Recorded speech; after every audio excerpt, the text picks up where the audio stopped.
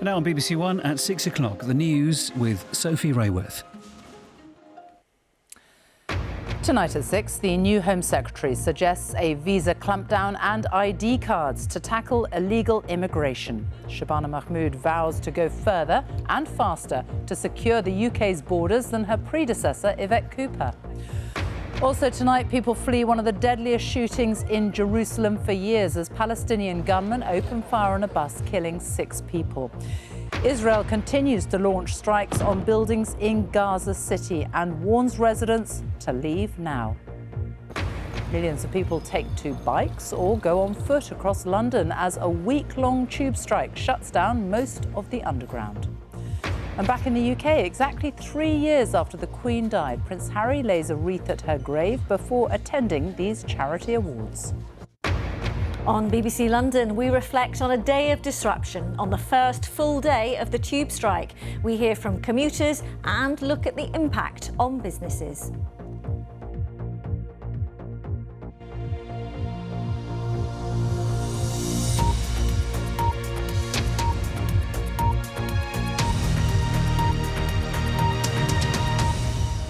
Good evening and welcome to the BBC News at 6. The new Home Secretary, Shabana Mahmood, says the UK could suspend visas for people coming from countries that refuse to take back illegal migrants from Britain. She said securing the UK's borders was her #1 priority and she would do whatever it takes to tackle illegal immigration. 65 more migrants in one boat crossed the Channel yesterday. More than 1,000 made the journey on Saturday. The Conservatives say the Home Secretary may be talking tough, but she would be judged on her actions. Our political editor, Chris Mason, reports. Hi, folks. Hi, good morning. Shuffling into position, all smiles and centre stage, the new Home Secretary. Happy with us? This a meeting of the Five Eyes Intelligence Alliance. Ministers from the UK, America, Canada, Australia and New Zealand. Shabana Mahmood wants to sound tough on dealing with illegal immigration. For us, that means including possibly the cutting of visas in the future, just to say, you know, we do expect countries to play ball, play by the rules, and if one of your citizens has no right to be in our country, you do need to take them back. The ministers wanted to show off the gizmos of their joint work, and the new Home Secretary wanted to share her enthusiasm for an idea that's increasingly fashionable in government.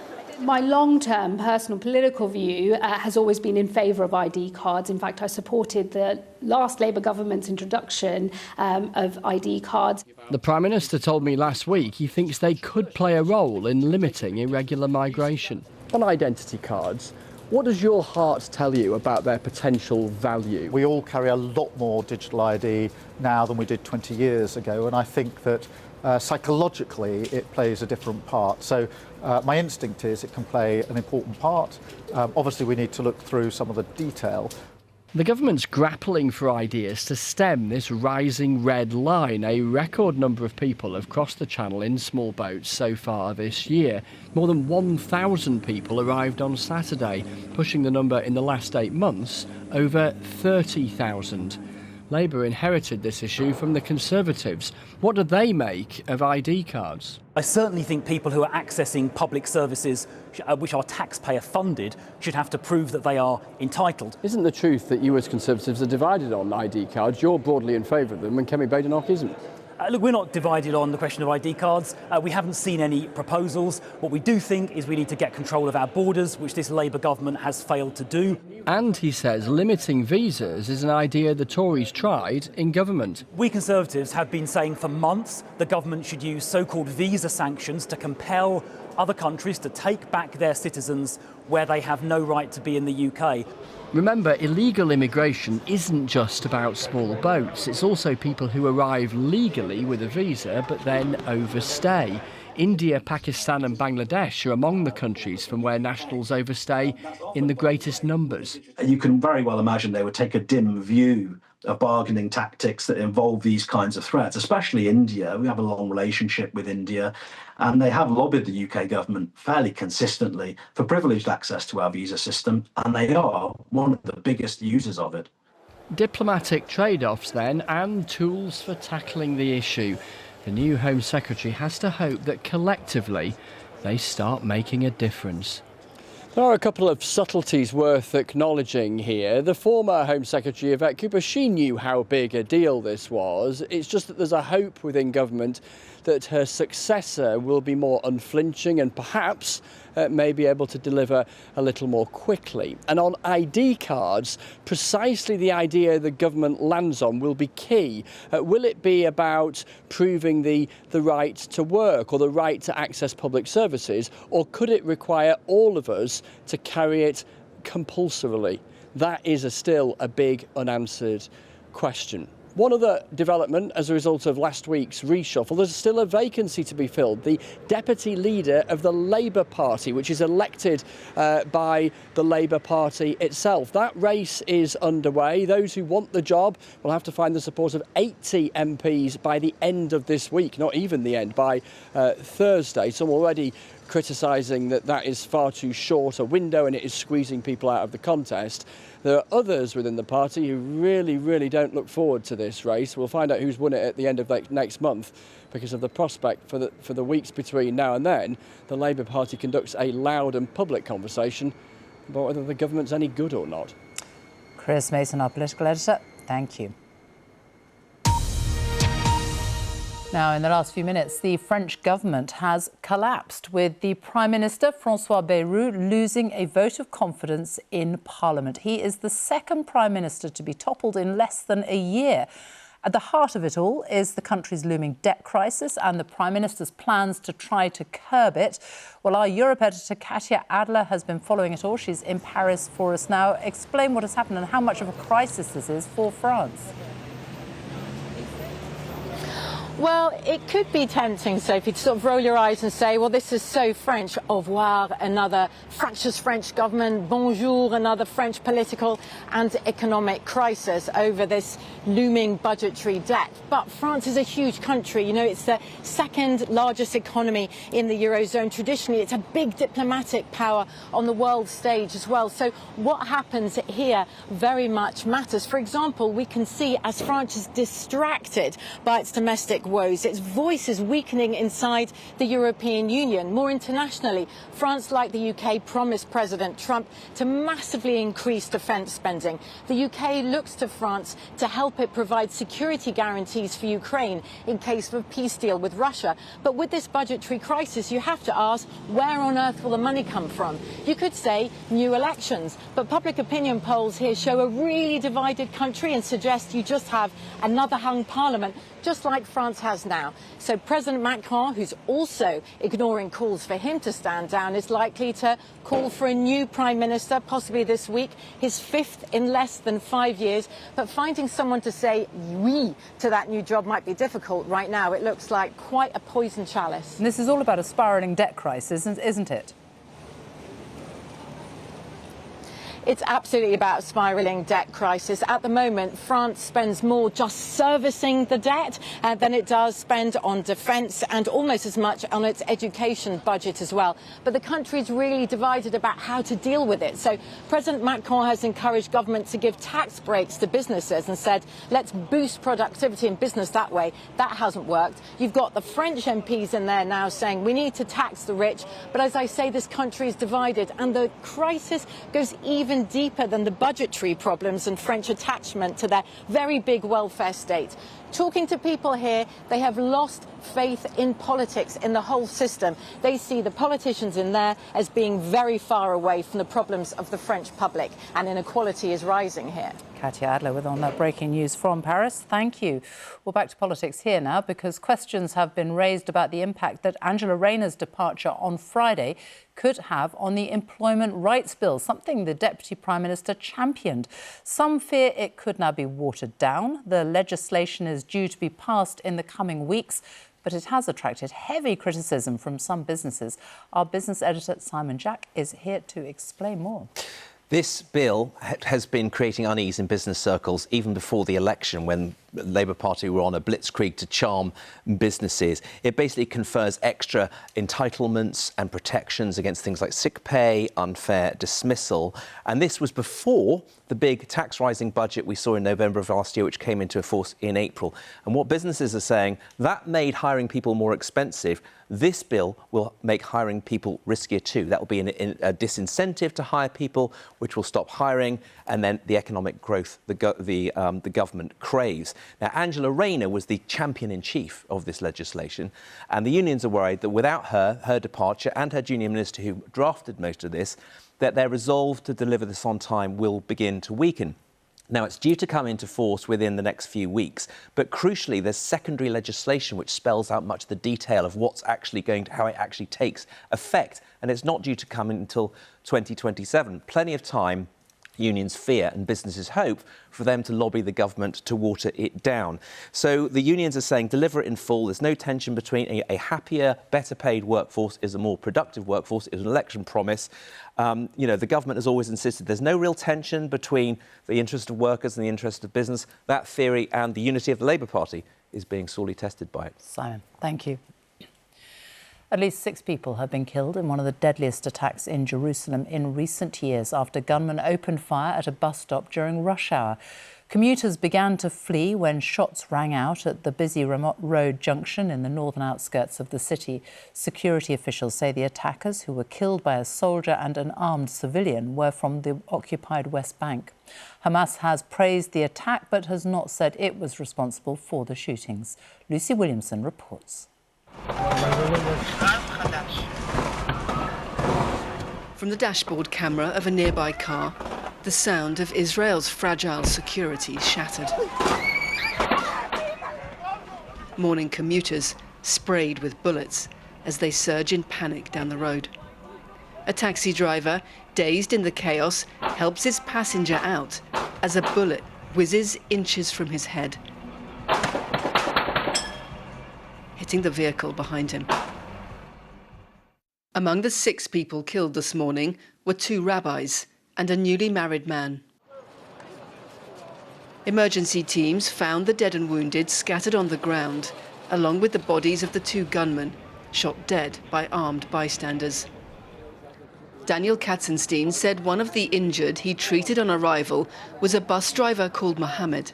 He also ran to help. This is not a battle of Islam versus Judaism. This is a battle between the people who wish to do harm and the people who want to live life. Israel's Prime Minister Benjamin Netanyahu said security forces were searching the occupied West Bank for accomplices. I would like to state as clearly as possible, these murders and attacks in all sectors will not weaken us. They will only increase our determination to complete the mission we've taken upon ourselves in Gaza, Judea and Samaria, and everywhere. Benjamin Netanyahu has made Israel's security the main justification for continuing the war in Gaza and expanding Israel's military occupation of the West Bank. His supporters will see this as proof he needs to go further. His critics will ask whether his actions are keeping Israel safe at all. Hamas expressed support for today's attack, describing it as a natural response to the crimes of the occupation and the genocide Israel was waging. The Palestinian Authority quickly condemned the shooting of civilians.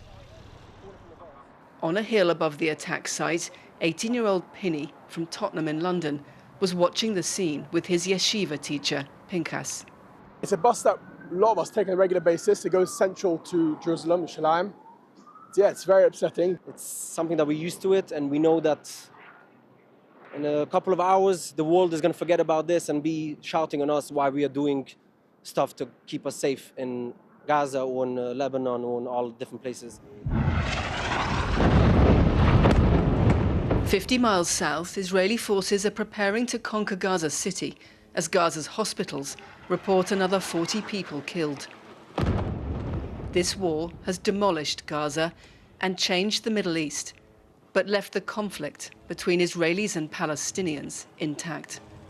Lucy Williamson, BBC News, Jerusalem. The Australian woman who murdered 3 relatives by serving them poisonous mushrooms at a lunch hidden inside beef Wellington has been jailed for life. Erin Patterson will spend 33 years behind bars before being eligible for parole after killing her estranged husband's parents and his aunt. Pastor Ian Wilkinson, who survived eating the deadly meal, broke his silence to urge kindness in communities and to thank the medics who saved him and tried to save his wife. Jaguar Land Rover's car plants at Halewood and Solihull will stay closed until at least Wednesday as it continues to battle the fallout from a major cyber attack. The company says it's working round the clock to restart its networks in a safe and controlled manner. Operations at its engine manufacturing site in Wolverhampton have also been paused. Well, Navtej Johal is in Solihull. And do they know who is behind this attack? Well, Sophie, the problems for Jaguar Land Rover began around a week ago when this cyber attack meant that it had to shut down its IT systems in order to protect them. But that has caused major disruption. As a result, it's meant that the factories like this one here in Solihull, which employs 9,000 people, haven't been able to build new cars. It's meant that dealerships haven't been able to register cars, and it's meant that garages which maintain JLR vehicles haven't been able to get their hands on the parts that they need, although we understand some workarounds have been found to that problem. And also JLR has said that it is working, as you say, around the clock to restart its network safely. In terms of cyber attacks, so this isn't the only one that we've come across in recent times. It took M&S months to deal with the fallout from its cyber attack earlier this year. Now, in terms of the next steps for JLR, it says that staff are to remain at home until at least Wednesday, we understand. And it hasn't, however, commented on reports that disruption could continue for several weeks. And of course, it's not just people who work at plants like this, it's also JLR's suppliers who will be watching developments very closely. Navtej, thank you. The time is just after 6:15, our top story this evening. The new Home Secretary suggests a visa clampdown and ID cards to tackle illegal immigration. Early morning yesterday. And coming up, Rick Davies, the lead singer of the rock band Supertramp, has died at the age of 81. At 6:30, murdered by his neighbour in Newham, why his family say he was killed by a knife but let down by London. And however you got around today, email us about the impact of the 5-day tube strike.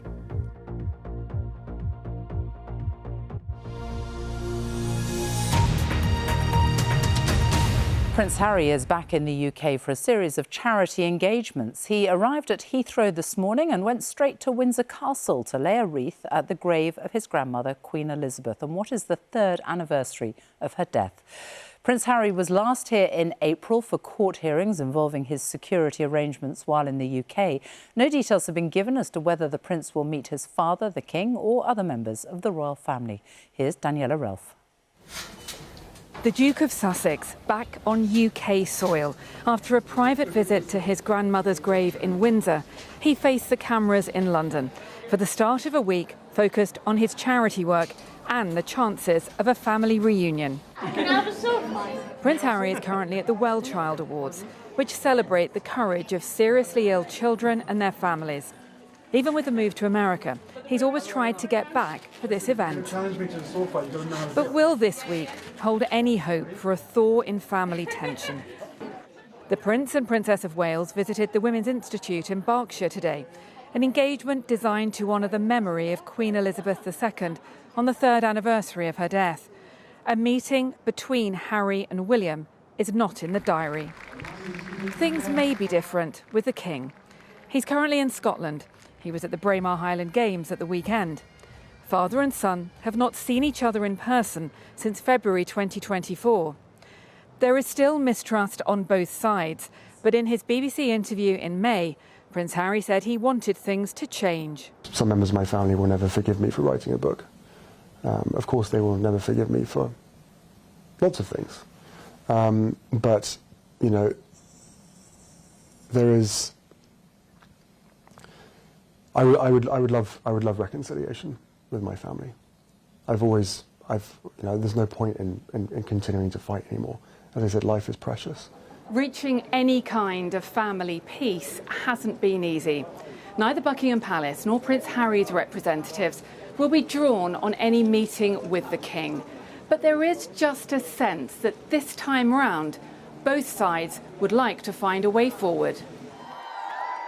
Tomorrow, Prince Harry will be in Nottingham, the city where he took his new fiancée Meghan on their first joint royal duty 8 years ago. This time, he'll be on his own, visiting a youth project where he'll also announce a significant personal donation to the BBC's Children in Need. Daniela Ralph, BBC News. Now, millions of people are facing widespread disruption today as London Underground workers went on strike. I'll give you an idea of what is going on this evening. That is Westminster Bridge. You can see Waterloo Bridge in the distance and very heavy traffic on that bridge. And this is Oxford Circus. A large group of people there trying to get on that bus by the looks of it. Well, Transport for London has warned that there'll be few or no tube services until Friday. Members of the RMT union are striking over pay and conditions, including a demand to cut the working week to 32 hours. London Underground says that is unaffordable. Nick Johnson reports. Monday morning in London. Tube trains not at platforms, but lying empty in their depots. The Underground normally handles up to 5 million journeys per day. And at peak hours, around 550 trains are carrying passengers around the capital. Yeah, 390, another half an hour before it arrives. Here at Victoria, it's buses which have been taking the strain. Queues of up to an hour to climb aboard double-deckers packed to capacity. Staff marshalling passengers and their emotions. Thank you. I've been in this queue for about 10 or 15 minutes. We moved a little bit, but we just had someone tell us that it's at least another 30 minutes. I'm severely affected. I was meant to be in the office since 9 o'clock and I've been stuck here trying to catch a bus to my workplace, and it's really crippling. I think their paying conditions should be better. What else are they meant to do? I think they earn a lot more money than I do. No sympathy at all? Not really, no. They shouldn't strike. This is a public service. The RMT union says it has enormous sympathy for anyone caught up as a result of the tube strike, but says it hasn't taken this action to disrupt small businesses or passengers. We're worried for our business, we're worried for our staff travelling home, coming in. People took over 2 hours today to travel in to open up the shop. No, it's not fair. It's not fair at all. Tubes are not due to be running until mid-morning on Friday. Back on the buses, commuters reflecting on a long week ahead. Nick Johnson, BBC News in central London.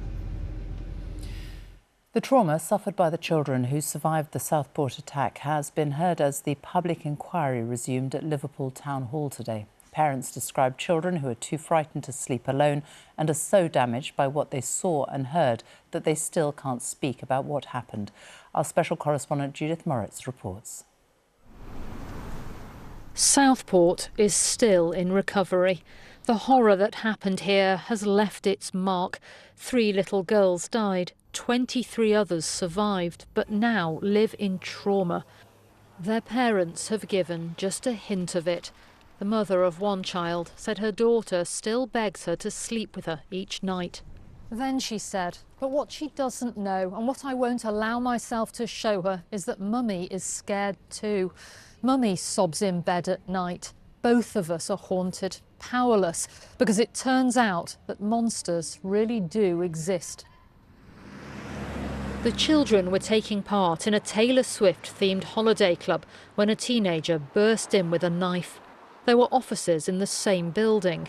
One businessman heard a commotion and went to see what was happening. Today, John Hayes told the Southport inquiry, I was immediately confronted by the attacker. My initial feeling was one of terror, seeing a man wielding a bloody knife. That quickly turned to horror as I witnessed critically injured children and began to realise what was happening. I grappled with the attacker and fell to the floor. BB King, who was 6, 7-year-old Elsie Stankham and Alice Aguiar, aged 9, were all murdered. The inquiry will spend this week hearing testimony from and about those who survived.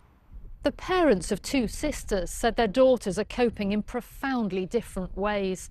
The little one doesn't understand her own grief and avoids conversations about the day. The eldest is a teenager who wants to be vocal and create change as a result of the attack. They added that the anonymity of the children granted by the court has made it difficult to respond to or correct misinformation. The inquiry is being chaired by retired Judge Sir Adrian Fulford. He listened closely today as one mother asked, how many more lives will be destroyed before the system takes responsibility? She said, this inquiry is the chance, maybe the only chance, to demand real answers, to expose every failing and to force meaningful and lasting change. You must take this chance. You must be the change. One parent remarked that there's no handbook for navigating the aftermath of such trauma. There are many with high hopes that the inquiry's work will help with that. Judith Moritz, BBC News, Liverpool. A new mural by the artist Banksy, which has appeared in London on the Royal Courts of Justice, is to be removed. It follows almost 900 arrests at a protest against the banning of Palestine Action as a terror group in London on Saturday. The painting was covered up within hours and comes weeks after the most senior judge in England and Wales repeated concerns for the safety of judges. The organisers of the Great North Run have apologised after realising that the medals handed out to runners this year depict a map of the wrong city and wrong river. Around 60,000 people completed the half marathon from Newcastle to South Shields yesterday. Their medals should have shown an aerial view of the route to the coast and the River Tyne. Instead, it showed the city of Sunderland, 15 miles away in the River Wear. Even Sunderland's Stadium of Light was depicted on the medal. Rick Davies, the co-founder of the singer in the British band Supertramp, has died, aged 81. The musician, whose hits include Breakfast in America and The Logical Song, was diagnosed with blood cancer 10 years ago. Here's David Sillito. You're bloody well right, you got a bloody right to say. 1974, and it was this Rick Davies song that helped transform the fortunes of a struggling band called Supertramp. Born in Swindon, he'd met fellow songwriter and vocalist Roger Hodgson through an advert in the music newspaper Melody Maker, a partnership that by the end of the 70s led to the band becoming one of the biggest acts in the world. Take a look at my girlfriend. With Roger Hodgson's gift for writing hits, the band was hugely successful, but not ones for rock and roll excess. I'm very humble about that. I mean, I find it quite funny when you see rock people throwing tantrums, and I mean, it doesn't make any sense. We live a life of privilege. Should never forget it, really. In the 80s, the two songwriters parted company. Rick Davies continued to record and perform as Supertramp. In a statement, the band said he died at his home in Long Island after a long illness.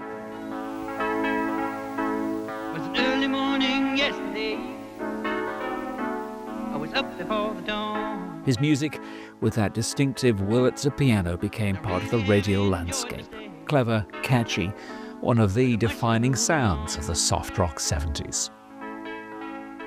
Rick Davies, who has died at the age of 81. Let's have a look at the latest weather now. Chris Fawkes has joined us. Hello.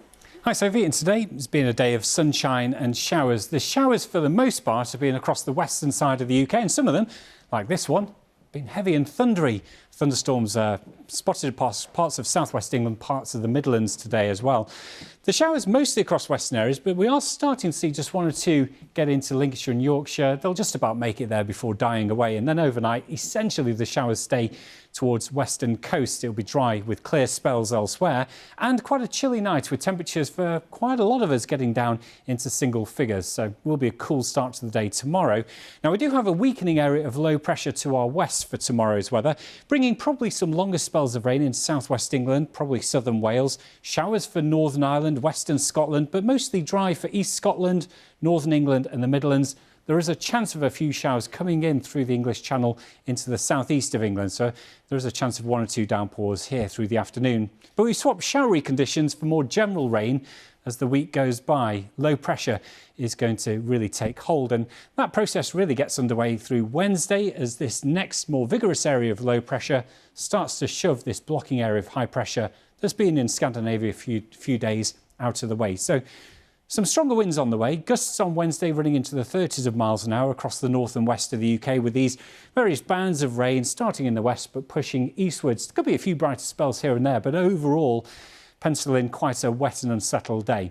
It's also going to start to turn cooler for Scotland and Northern Ireland. Temperatures around 16 to 17 degrees here, but we're still into the high teens to low 20s for England and Wales. But that cooler air is going to spread in through Thursday and Friday. And then we've got another low pressure on the way for the second half of the weekend, with more wet and windy weather coming our way. Sophie. Chris, thank you. That's it from us on the BBC News at 6. The news continues here on BBC One. It's time for the news where you are. Goodbye. Thanks very much, Sophie. Good evening from BBC London.